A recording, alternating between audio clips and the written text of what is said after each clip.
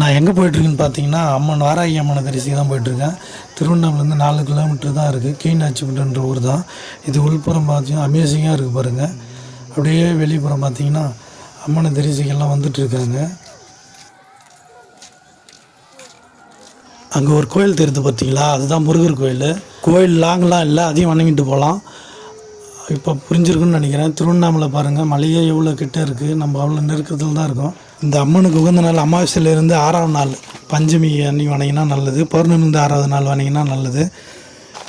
அன்றைக்கி தான் கூட்டம் அதிகமாக வரும். சரி, நம்ம வந்த வேலையை பார்ப்போன்னு நான் சாமி கும்பிட ஆரம்பித்தேன். என் ஸ்டைல்லையே வச்சு ஸ்டைலில் தூக்கி போட்டு எல்லாம் நல்லா இருக்கணும்னு வணங்கினேன். நானும் நல்லா இருக்கணும்னு வணங்கிட்டு,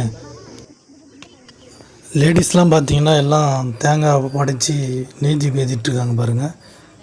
பஞ்சமியில் தான் அந்த அம்மனுக்கு அதிக சக்தின்னு சொல்கிறாங்க. விஷ்ணு அவதாரம் தான் இது. விஷ்ணு அவதாரம் எடுத்த போது அவருக்கு துணையாக லக்ஷ்மி அவதாரம் எடுத்தான்னு சொல்கிறாங்க. இதுதான் அம்மன் கருவறை மண்டபம். அது வெளி காலபைரவர் எல்லாம் இருக்காங்க. இந்த போர்டு பார்த்திங்கன்னா அபிஷேகத்துக்குரிய போர்டு தான் இது. அம்மனுக்கு அபிஷேகத்துக்கு எல்லாமே தயார் நிலையில் இருக்குது. பௌர்ணமிலேருந்து 6ஆவது நாள் தான் நான் கோயிலுக்கு போனது. இவ்வளோ கூட்டம் இருக்குது பாருங்கள். அமாவாசையிலேருந்து 6ஆவது நாளும் இவ்வளோ கூட்டம் இருக்கும். நிறைய பேருக்கு இந்த கோயில் இருக்கிறதே தெரியாது. தெரிஞ்சிருந்தாலும் கோயிலுக்கு போயிருக்க மாட்டாங்கன்னு நினைக்கிறேன். போய் பாருங்கள். எனக்கும் டைம் ஆச்சுன்னு நானும் கிளம்பிட்டேன். அம்மனுடைய கோபுரம் தான் அது. எவ்வளோ அருமையாக இருக்குது பாருங்கள். ஓகே ஃப்ரெண்ட்ஸ், இந்த வீடியோ பிடிச்சிருக்குன்னு நினைக்கிறேன்.